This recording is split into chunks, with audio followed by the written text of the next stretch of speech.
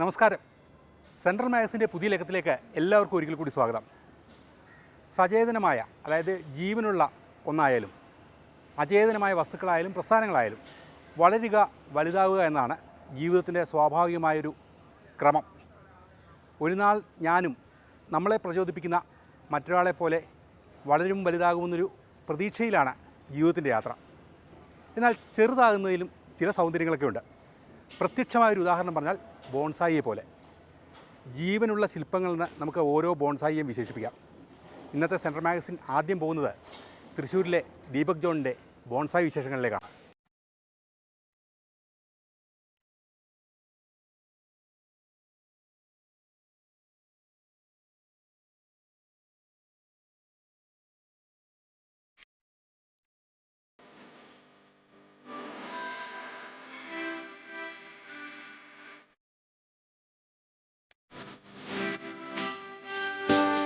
തൃശ്ശൂർ ചേർപ്പ് വട്ടക്കുഴി വീട്ടിൽ ദീപക് ജോൺ. ആളിൻ്റെ ജീവിതത്തെക്കുറിച്ചുള്ള ഔട്ട്ലുക്ക് സിമ്പിളാണ്, പക്ഷേ പവർഫുള്ളും. സന്തോഷം പകരുന്ന കാര്യങ്ങൾ ചെയ്യുക, അതുവഴി സന്തോഷം കണ്ടെത്തുക, ഇഷ്ടമുള്ളതൊക്കെ ചെയ്ത് സുഖമായി കഴിയുക. ചെയ്ത് നമുക്ക് പ്രാക്ടീസ് ആവും. ഇഷ്ടമുണ്ടായാൽ മതി. ഇന്ന് ചെയ്യാനും നാളെ ചെയ്യാനും, ഇനി എത്ര നാൾ ചെയ്താലും എനിക്ക് മടുക്കുന്നില്ല ഈ കാര്യം ചെയ്യാൻ. അതുകൊണ്ടാണ് എനിക്കിത് ഇതിൻ്റെ ഉള്ളിൽ എന്തെങ്കിലുമൊക്കെ ചെയ്യാൻ പറ്റുന്നത് തോന്നുന്നത്. എന്ന് വെച്ചാൽ എനിക്ക് ഈവൺ ഒരു പടം വരയ്ക്കാൻ അറിയില്ല. ഞാൻ കാക്ക കോറിയ പോലെ എഴുതുന്ന ഒരാളാണ്. സോ എനിക്ക് അങ്ങനെയൊന്നും അറിയില്ല. നല്ലൊരു ഭംഗിയിലൊരു പടം വരയ്ക്കണം എന്നൊക്കെ നമ്മുടെ ഏറ്റവും വലിയ ആഗ്രഹമായിരുന്നു. ഇതിലേക്കൊന്നും സ്വപ്നത്തിൽ പോലും ഞാൻ ചിന്തിച്ചിട്ടില്ല. പക്ഷേ ആരും ചെയ്തു തരില്ലേ. സോ ഞാൻ തന്നെ ചെയ്ത് എനിക്ക് പറ്റുന്ന പോലെ ചെയ്യാന്നുള്ള രീതിയിൽ ചെയ്ത് ഞാൻ ആക്കിയെടുത്തതാണ്. ചെടികളെയും മരങ്ങളെയും കുള്ളന്മാരാക്കി വളർത്തിയെടുക്കുന്ന ബോൺസായ് എന്ന കലാവിരുത് നമുക്കൊക്കെ പരിചിതമാണ്. നൂറ്റാണ്ടുകളുടെ പ്രായം തോന്നുന്ന കുള്ളൻ ആൽമരം ഉൾപ്പെടെ ഒട്ടേറെ ബോൺസായ് സൃഷ്ടികൾ പലരുടെയും പൂന്തോട്ടങ്ങളെ അലങ്കരിക്കുന്നുണ്ട്. എന്നാൽ ബോൺസായ് എന്നത് സാധാരണ വൃക്ഷങ്ങളെ ചെറുതാക്കി വളർത്തുക മാത്രമല്ല, പ്രകൃതി എന്ന വലിയ ഒന്നിനെ ചെറുതാക്കി സ്വന്തം ജീവിതത്തോടൊപ്പം ചേർക്കുകയാണ്. നോർമലി എല്ലാവരും ചെയ്യുന്ന പോലെ കുറേ മിസ്റ്റേക്കിലൂടെ തന്നെയാണ് പഠിച്ചത്. പ്രൊഫഷണലി ഞാൻ ഒന്നും ചെയ്തിട്ടില്ല. ചെയ്ത് ശരിയാക്കിയെടുത്തതാണ്. പിന്നെ അന്ന് റെഫറൻസ് ഒന്നും ഉണ്ടായിരുന്നില്ല. ഇന്ന് റെഫറൻസുകളുണ്ട്, പല ഇതിലൂടെ നമുക്ക് എടുക്കാൻ പറ്റും. സോ അങ്ങനെ ചെയ്ത് പിന്നെ എല്ലാം പരീക്ഷിക്കണം എന്നുള്ളൊരു തോന്നലുണ്ടാവാറുണ്ട്.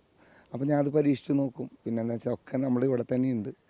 കലയും കരവിരുതും ക്ഷമയും സന്തുലിതാവസ്ഥയും സൗന്ദര്യബോധവും ഉൾപ്പെടെ പലതും കൂടിച്ചേരുമ്പോഴാണ് ഒരൊന്നാന്തരം ബോൺസായ് രൂപപ്പെടുന്നത്. ദീപക് ജോണിൻ്റെ ബോൺസായ് സൃഷ്ടികൾ ഓരോന്നും ഇങ്ങനെ ദീർഘകാലത്തെ ക്ഷമയോടുള്ള കാത്തിരിപ്പിൻ്റെ ഫലങ്ങളാണ്. ഇതിപ്പോൾ ഞാൻ മാത്രമല്ല, എൻ്റെ പാരൻസ്, എൻ്റെ ഫാമിലി മൊത്തം ഇതിനുള്ളിൽ ഇൻവോൾവ് ആണ്. ആ ഒരു ത്രൂ ആണ് ഇതിനോടുള്ളൊരു ടേസ്റ്റ് വന്നത്. സോ ഗാർഡൻ ഞങ്ങളിപ്പോൾ ഇവിടെ വന്നിട്ട് തന്നെ ഒരു 10-40 കൊല്ലമായി. അത്രയും കാലം തൊട്ടേ ഓരോ സ്റ്റൈലുകൾ ഇങ്ങനെ മാറ്റിക്കൊണ്ടിരിക്കും. സോ ഗാർഡനിങ് ഭയങ്കര ഇഷ്ടമാണ്. അതിലൂടെയാണ് എനിക്ക് ഇതിലേക്കുള്ളൊരു പാഷൻ വന്നത്. പിന്നെ ഒബ്വിയസ്ലി ഞാൻ പഠിച്ച ഫീൽഡ് അതൊരു പാഷൻ പോലെ തന്നെയാണ് ഫിറ്റ്നസ്. അപ്പോൾ ഫിറ്റ്നസിൻ്റെ രീതിയിലും ഞാൻ അങ്ങനെ പോയിക്കൊണ്ടിരിക്കുന്നു.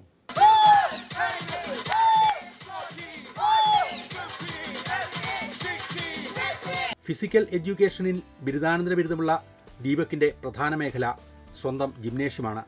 പിതാവിനൊപ്പം ബിസിനസ്സിലും കൂടെയുണ്ടെങ്കിലും മനസ്സിലിഷ്ടപ്പെട്ട ചില കൗതുകങ്ങളിലാണ് ദീപക് ജീവിതത്തിൻ്റെ പൂർണ്ണത തേടുന്നത്. പഠിച്ച ഫീൽഡ് സ്പോർട്സ് ടീച്ചറായിരുന്നു. ഞാൻ അതിൻ്റെ മാസ്റ്റർ എടുത്ത് ഞാൻ പൂനെയിലെ സിംബിയോസിസിലാണ് പഠിച്ചത്. അത് കഴിഞ്ഞ് ഇവിടെ വന്നപ്പോൾ ഇവിടെ വരേണ്ടി വന്നതെന്ന് വെച്ചാൽ ഞങ്ങൾക്ക് ജ്വല്ലറി ആയിരുന്നു. അപ്പോൾ ബ്രദറുള്ള ടൈം. അപ്പോൾ ഫാദർ പറഞ്ഞു, ഓക്കെ, നീ ആ ഒരു ഫീൽഡിൽ കൂടുതൽ നിൽക്കണ്ട, നീ അതിന് വേണ്ടി പാഷനാണ് നിൻ്റെ എന്ന് എനിക്കറിയാം, നീ ഇവിടെ നിനക്ക് പറ്റുന്ന റേഞ്ചിൽ ചെയ്തോന്ന് പറഞ്ഞിട്ട് ഇവിടെ ഒരു ജ്വല്ലറി ഒക്കെ ഇട്ടെന്ന് എന്നെ ഇവിടെ ഇരുത്തുക ചെയ്തത്. പക്ഷെ ഒരു കാര്യം നമുക്ക് പറയാതിരിക്കാൻ പറ്റില്ല. ഈ പാഷൻ ഇഷ്ടപ്പെടുന്ന, പാഷനിലൂടെ പോകാൻ സഞ്ചരിക്കുന്ന ഒരാളാണ് ഞാൻ എന്നുള്ളതുകൊണ്ട് എനിക്ക് ആ ഗോൾഡിൻ്റെ ഒരു ഇതിൻ്റെ ഉള്ളിൽ ശോഭിക്കാൻ എൻ്റെ ഒരു കുറവായിട്ടാണ് ഞാൻ തോന്നുന്നത്. എനിക്കതിൽ ശോഭിക്കാൻ പറ്റണില്ല. എൻ്റെ ഇഷ്ടങ്ങൾക്കനുസരിച്ച് പോകാൻ തന്നെയാണ് എൻ്റെ താല്പര്യമായിരുന്നത്. 8ാം ക്ലാസ്സിൽ പഠിക്കുമ്പോഴാണ് ബോൺസായിയെക്കുറിച്ച് ആദ്യമായി ദീപക് കേൾക്കുന്നത്. അന്ന് ലഭിച്ച പരിമിതമായ അറിവും കൈമുതലായ കലാഭിരുചിയും പ്രയോഗിച്ച് ഒരാൽത്തൈ ബോൺസായ് രീതിയിൽ വളർത്താൻ തുടങ്ങി. ഒപ്പം പുസ്തകങ്ങൾ വായിച്ച് ബോൺസായ് വളർത്തലിനെ പറ്റിയുള്ള അറിവുകൾ വിശാലമാക്കി. പതിവ് ശൈലിയിൽ നിന്ന് വ്യത്യസ്തനാകാനുള്ള ശ്രമങ്ങളും അന്നേ തുടങ്ങിയിരുന്നു. എല്ലാം സ്വയം പഠിച്ചു, പരിശീലിച്ചു. ചോദിച്ചു പോകുന്ന പോലെ ചെയ്ത് ശരിയായി വരുന്നു. അങ്ങനെ ചെയ്താണ് എൻ്റെ എക്സ്പീരിയൻസിലൂടെ എന്നെ പ്ലാന്റ് നന്നായിരിക്കും, നമ്മുടെ നാട്ടിലേക്ക് സ്യൂട്ടബിൾ ആയിരിക്കും എന്നുള്ള തോന്നൽ നമ്മൾ ചെയ്ത് വന്നിട്ടാണ്. അതായത് റെഫറൻസിനൊക്കെ കൂടുതൽ നമ്മുടെ വീട്ടിൽ തന്നെ ഒരുപാട് പ്ലാന്റ് നമ്മൾ വളർത്തിയിട്ടുണ്ട്. അപ്പോൾ അത് വെച്ചിട്ട് അങ്ങനെ ഇപ്പോൾ ലാൻഡ്സ്കേപ്പൊക്കെ ചെയ്യുന്നത് അങ്ങനെയാണ്. ഇപ്പോൾ എന്ത് ചെയ്യുമ്പോഴും നമുക്ക് എന്താ പറയുക, ഒരു ഗൈഡൻസ് ആയിട്ടോ അല്ലെങ്കിൽ അവർ ഇതൊന്ന് ചെയ്യടാ, ഈവൻ അപ്പച്ചൻ എന്നെ ചെറുപ്പം മുതലേ വളർത്തി ആ തെങ്ങിൻ്റെ കട കളക്കി അല്ലെങ്കിൽ അവിടുത്തെ ആ പുല്ലൊന്ന് ഇതാക്കി. അപ്പോൾ നമുക്ക് അങ്ങനെ ചെയ്യാൻ എനിക്കൊരു മടിയില്ലാണ്ടായിരുന്നു. വർഷങ്ങൾ പിന്നിടുന്തോറും ഓരോ ബോൺസായി മരത്തിൻ്റെയും ഭംഗിയും മൂല്യവും വർദ്ധിച്ചു വരും. എന്നാൽ ഒട്ടും എളുപ്പമല്ല ഈ വിശാലമായ ബോൺസായി ഛായ ഒരുക്കൽ. ദീപകിൻ്റെ ഹെവൻലി ഗാർഡനിൽ ബോൺസായി ലോകത്തിന് ചാരുതയേകുന്ന മറ്റൊന്നുകൂടിയുണ്ട്. ചുറ്റുമുള്ള പച്ചപ്പിനൊപ്പം കല്ലിൽ കൊത്തിയ വ്യത്യസ്ത ചെറുശില്പങ്ങളുടെ കൂടിച്ചേരൽ. ഇത് ഓരോ ബോൺസായി ലോകത്തെയും വേറിട്ട കാഴ്ചകളാക്കി മാറ്റുന്നു. ഇങ്ങനെ ടീം അടിസ്ഥാനത്തിൽ ബോൺസായികൾ രൂപപ്പെടുത്താനും കഴിയുന്നു. ഇവിടെ നിന്നാണ് ബോൺസായി വിനോദത്തിൽ നിന്ന് വിപണനത്തിലേക്കും വരുമാനത്തിലേക്കും വളർന്നത്. മരങ്ങൾ ഉൾപ്പെട്ട ഒരു പ്രകൃതി ദൃശ്യം കണ്ടിഷ്ടപ്പെട്ടാൽ അതിൻ്റെ ബോൺസായി രൂപം ദീപക് മനസ്സിൽ കാണും. ഭാവനയിൽ കണ്ട സൃഷ്ടിക്ക് യോജിക്കുന്ന സവിശേഷാകൃതിയും വലിപ്പമുള്ള ചെടിച്ചട്ടിയും ആദ്യം നിർമ്മിക്കും. വെട്ടുകല്ലോ വെള്ളാരങ്കല്ലോ കരിങ്കല്ലോ കൊത്തിയെടുത്താണ് ഇത് തയ്യാറാക്കുന്നത്. കൊത്തുപണി പഠിച്ചിട്ടില്ലാത്ത ദീപക് സ്വന്തം കൈകൊണ്ട് നിർമ്മിക്കുന്ന വിവിധ രൂപങ്ങൾ കാണുന്നവർക്ക് അത്ഭുതപ്പെടാതിരിക്കാനാവില്ല. അതായത് എനിക്ക് തോന്നുന്നതാണ് ഇങ്ങനെ ഉണ്ടെങ്കിൽ, അതായത് ഇങ്ങനൊരു റോക്ക്, ഒരു മലയുടെ അവിടെ ഒരു ഡോർ ഉണ്ടായിരുന്നെങ്കിൽ അതിലൂടെ നമുക്ക് വേറൊരു ലോകം കാണാൻ പറ്റിയിരുന്നെങ്കിൽ, അങ്ങനെയുള്ളൊരു തോട്ട് ഇനി ഇതിൽ ഞാൻ പ്ലാന്റിനെ ഒരു ബോൺസായി ആർട്ടിലേക്ക് അതിനെ മാറ്റിയെടുക്കുക ചെയ്യുന്നത്. സോ ഇതൊക്കെ ഒരു ഈ രണ്ട് ഭാഗവും ഇതേപോലെ മെയിൻറ്റെയിൻ ചെയ്യാൻ പറ്റണോണ്ടാണ് എനിക്കിത് ചെയ്യാൻ പറ്റുന്നത്. സോ റോക്കിൻ്റെ സൈഡും ബോൺസായിയുടെ സൈഡും ഞാൻ മെയിൻറ്റെയിൻ ചെയ്യുന്നുണ്ട്. ഉണ്ണിക്കണ്ണനും ധ്യാനബുദ്ധനും ഗണപതിയും കന്യാമറിയും ഒക്കെ ഇവിടെ ചേർന്നിരിക്കുന്നു.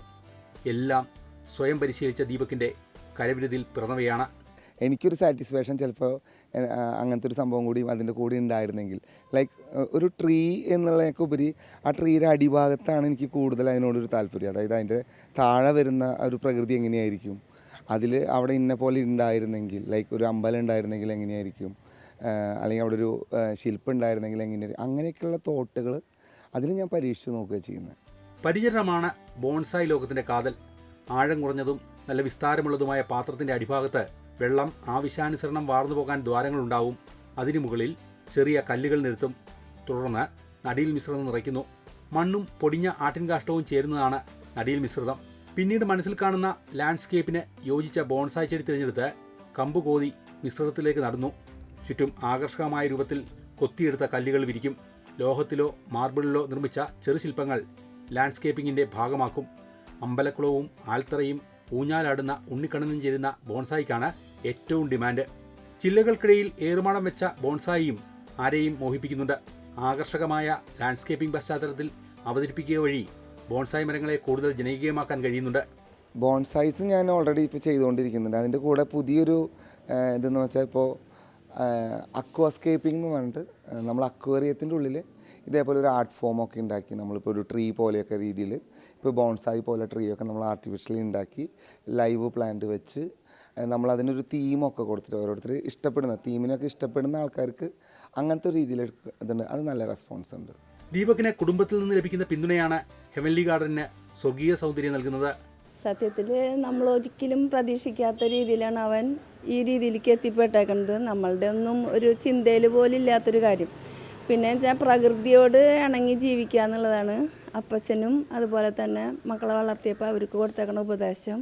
അതുപോലെ മാതൃക കാണിച്ചുകൊണ്ട് തന്നെ ഈ ഗാർഡൻ പണ്ട് തന്നെ അപ്പച്ചൻ സ്റ്റാർട്ട് ചെയ്തപ്പോൾ നമ്മൾ ഈ വീട് വെച്ചപ്പോൾ തന്നെ ചെറിയ ചെറിയ പൂന്തോട്ടങ്ങളായിട്ടും അല്ലെങ്കിൽ ഇപ്പോൾ ലോൺ വളർത്തുന്നു. അപ്പോൾ അതിലൊക്കെ ഇവനാണ് മെയിനായിട്ട് അപ്പച്ചൻ്റെ കൂടെ ഹെൽപ്പ് ചെയ്യാൻ നിന്നിരുന്നത്.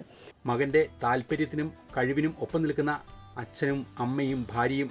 ശരിക്കും പറയുമ്പോൾ മൂപ്പരുടെ ക്ഷമയാണ് ഇതിനകത്ത് ഭയങ്കരമായിട്ട് എനിക്ക് ഭയങ്കരമായിട്ട് ഇൻസ്പയർ ചെയ്തിട്ടുള്ള ഒരു കാര്യം ഒരു ചെടി വളരാൻ വേണ്ടി ചിലപ്പോൾ വർഷങ്ങളെടുക്കും. അപ്പോൾ ഈ ഓരോ ദിവസവും ഇതിൻ്റെ അടുത്ത് പോവുക, ഇതിനെന്താ പറയുക, അതിനെ ഷേപ്പ് ചെയ്യാൻ വേണ്ടി കൂടെ നിൽക്കുക, അതിൻ്റെ ഇല വളർന്നിട്ടുണ്ടോ, അതിൻ്റെ കൊമ്പ് കറക്റ്റാണോ, അതിങ്ങനെ നോക്കി നിന്ന് പോവുക. അപ്പോൾ ഈവൻ ഒരു റോക്ക് കാവുകയാണെങ്കിൽ തന്നെ ചിലപ്പോൾ പല പ്രാവശ്യം അത് പൊട്ടിപ്പോകുമ്പോൾ ചെയ്ത് ഫിനിഷിങ് സ്റ്റേജിൽ എത്തുമ്പോഴായിരിക്കും പൊട്ടുക. പക്ഷേ ആ സ്റ്റേജിലും പുള്ളി തളരണത് ഞാൻ കണ്ടിട്ടില്ല. ദീപകിനെ ഇഷ്ടമുള്ള വഴിക്ക് വിട്ടതോടെ വീടൊരു പൂങ്കാവനമായി. ഈ തിളച്ച ചൂടിലും ദീപകിൻ്റെ വീട്ടിലെത്തിയാൽ പച്ചപ്പ് വിരിയിട്ട കുളിർ ആസ്വദിക്കാം. ദീപുവിൻ്റെ താല്പര്യം നല്ലത് തന്നെ. അതിപ്പോൾ ഇനി ഈ ബിസിനസ് ചെയ്തിട്ട് ഇനി ജോർജ് കുട്ടി ഉണ്ടാവുന്നൊന്നും വിചാരിക്കണ്ട. അതൊക്കെ വല്ലതൊക്കെ ഉണ്ടാവും. എന്നാലും അവന് സന്തോഷമുള്ളത് അവൻ ചെയ്തോട്ടെ, എനിക്ക് സന്തോഷമുള്ളത് ഞാൻ ചെയ്യാം. അതാണ് ഞാൻ ചെയ്തത്. എൻ്റെ സന്തോഷത്തിന് തന്നെയാണ് ഈ ചെടികളിൽ ഇപ്പം കാര്യങ്ങൾ ചെയ്തത്. അതിൽ ഇപ്പോൾ അതിനോട് എനിക്ക് സന്തോഷമുണ്ട് ഇപ്പോഴും.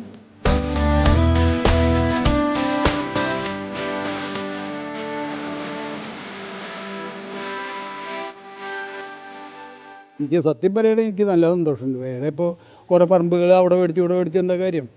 നമുക്ക് താല്പര്യം ഇതാണ്. ചിലർ പറയും അവന് വട്ടാണെന്ന്. അതൊക്കെ ആയിക്കോട്ടെ, അത് നമ്മുടെ താല്പര്യം, നമ്മളത് നോക്കണം. മകൻ്റെ താല്പര്യം ഇപ്പോൾ അവന് ഇതാണ്, ബിസിനസ്സിൽ താല്പര്യം തോന്നണം. അപ്പോൾ അത് കൊണ്ട് നടക്കട്ടെ. ബോൺസായി വളർത്തലിന് പുറമെ ദീപക് ഏറ്റവും കൂടുതൽ ആസ്വദിക്കുന്നത് തൻ്റെ ജിംനേഷ്യത്തിലെ നിമിഷങ്ങളാണ്. ഒരു ഫാമിലി പോലെ ഒരു ടീമാണ്, അങ്ങനെയാണ് ഉണ്ടാക്കിയെടുക്കുന്നത്. അങ്ങനെ വരുമ്പോൾ ഈവൻ ബേസിക്കലി എല്ലാവരും മടിയന്മാരും അവരുടെ ജോബിൽ സ്ട്രെസ്സും കാര്യങ്ങളൊക്കെയാണ് പല ആളുകളും. ഞാൻ ഒരുപാട് അത്ലീറ്റ്സിനെ അല്ല വാർത്തെടുക്കുന്നത്, നോർമൽ ആൾക്കാരെ, ചെറിയ മടിയുള്ളവരും അങ്ങനെയുള്ള ആൾക്കാരെയൊക്കെ ഒരുമിച്ച് നിർത്തിയിട്ട് ഒരു കൂട്ടായ്മ. അവരിപ്പോൾ നമ്മളെന്താ പറയുക, നമ്മൾ ആദ്യം ചെറുപ്പത്തിലൊക്കെ പറയാൻ വെച്ചാൽ പാലത്തിൻ്റെ അവിടെ പോയി ഇരിക്കുന്നു എന്ന് പറയുമ്പോൾ അവിടെ ചെല്ലാനുള്ളൊരു തോന്നല്. അതേപോലെ ഇവിടേക്ക് എത്തുമ്പോൾ ഇവിടെ ഈ 1.5 മണിക്കൂർ ഇവർ റെസ്റ്റ് ചെയ്യില്ല. ഇവരിങ്ങനെ മെയിൻറ്റെയിൻ ചെയ്ത് എന്തെങ്കിലുമൊക്കെ ചെയ്തുകൊണ്ടിരിക്കും. ആക്ടിവിറ്റീസായിട്ട് ഞങ്ങൾ ഞായറാഴ്ചകളിൽ ഓടാൻ പോവാറുണ്ട്. സ്വന്തമായി ഉണ്ടാക്കിയെടുത്ത സൂംബ ചേർന്ന വ്യായാമ രീതിയും അതിലൂടെയുള്ള ആരോഗ്യ പരിചരണവും ദീപകിന് വളരെ പ്രിയപ്പെട്ടതാണ്.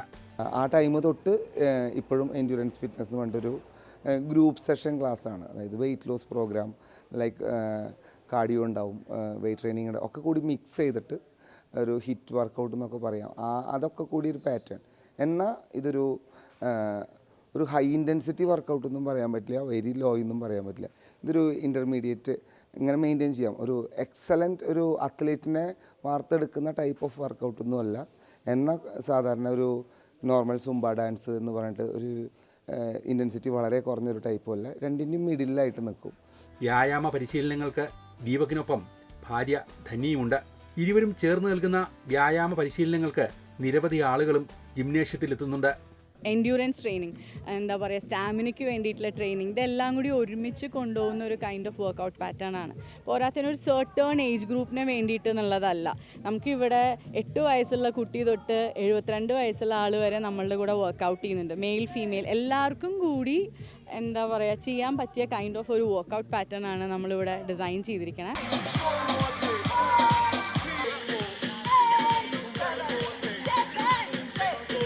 കുറേ പേര് തെറ്റിദ്ധരിക്കുന്നുണ്ട്, സൂംബയാണോ എന്ന് പറഞ്ഞാൽ കുറേ തെറ്റിദ്ധാരണകളുണ്ട്. ഇത് പ്രോപ്പർ സൂംബ അല്ല, ഇത് ശരിക്കും പ്രോപ്പർ സ്പോർട്സ് കണ്ടീഷനിങ് വർക്കൗട്ട് എന്ന് പറയും. പ്രോപ്പർ സ്പോർട്സ് നമ്മൾ ചെയ്യുന്ന വർക്കൗട്ട് എല്ലാം തന്നെ ചെറിയ മ്യൂസിക്കിൻ്റെ ഹെൽപ്പോട് കൂടി ചെയ്യുന്ന സമയത്ത് അതിൻ്റേതായിട്ടുള്ള കുറച്ച് എനർജി ഉണ്ടാവും. മ്യൂസിക്കിൻ്റെ ഒരു എന്താ പറയുക, വേറൊരു വൈബും കൂടി സെറ്റായിട്ടാണ് നമ്മളിത് ചെയ്തിരിക്കുന്നത്. ബോൺസായി ചെടി നിർമ്മാണത്തിന് പുറമെ ലാൻഡ്സ്കേപ്പിംഗ് ഒരുക്കി നൽകലിലും ദീപക് വിദഗ്ധനാണ്. അക്വേറിയത്തിനുള്ളിൽ കലാവിരുത് പ്രദർശിപ്പിക്കുന്ന അക്വാസ്കേപ്പിംഗ് ആണ് ദീപകിൻ്റെ ഏറ്റവും പുതിയ കൗതുകം. ഇത്തരം കാര്യങ്ങൾക്ക് ഭാവിയിൽ കൂടുതൽ സാധ്യതകളുണ്ടെന്ന് ദീപക് കരുതുന്നു. ബോൺസായി ഒരു ജീവൻ്റെ കലയാണ്. അതിനൊപ്പം സൂംബ കൂടി ചേർത്ത് സ്വന്തം ലോകത്തിൽ തൻ്റേതായ കയ്യൊപ്പ് പതിപ്പിക്കുകയാണ് ദീപക് ജോൺ.